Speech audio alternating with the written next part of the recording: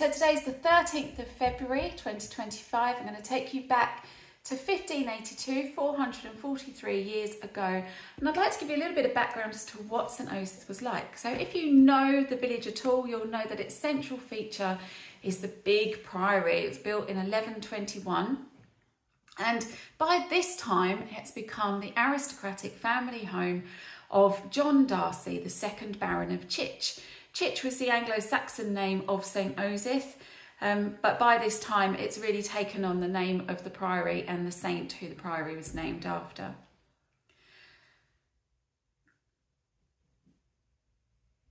John Darcy, his father was Thomas Darcy, cousin to Queen Jane Seymour, and he purchased the priory on the 22nd of May 1553 for the grand sum of £3,974, 9 shillings and 4.5 pence. He died in 1558 and John inherited the estate. These were a very wealthy family who had great influence at court, and we know this because we have the records of Elizabeth I's courtly progresses, and she visited St Osyth Priory in 1561 and 1579, 1579 being just a couple of years before these witch trials. Legend has it that when she visited in 1579, she called together the local justices of the peace and magistrates and encouraged them to look for witches in their areas. Now, whether this meeting actually happened or not, we don't know, but it is likely that anyone would have wanted to have won the Queen's favour by hunting witches after she'd passed her Witchcraft Act in 1562. The Tudor period had seen huge religious changes. Some in the village will have had their religion changed 3 or even 4 times over the last 4 decades.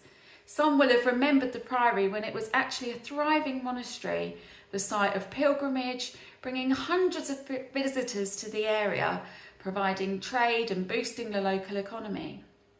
The monks at the priory provided alms, charity to the poor. They ran an infirmary for hospital and medical care, as well as giving hospitality to pilgrims and visitors. This particular order of monks were very focused on education, and they attracted a lot of noble families to the area who were dropping their sons off to be trained at the monastery. The monastery, as a very large and thriving community, needed lots of staff to keep it running. Lay brothers, lay servants would have farmed the land and cared for the monks so that they could carry out their important tasks. So the priory was a large employer in the area. So then we see a drastic change in 1539 when Henry VIII closes the monasteries. St Osyth now becomes a very small insular community, very poor and isolated, perhaps only 300 people living there now.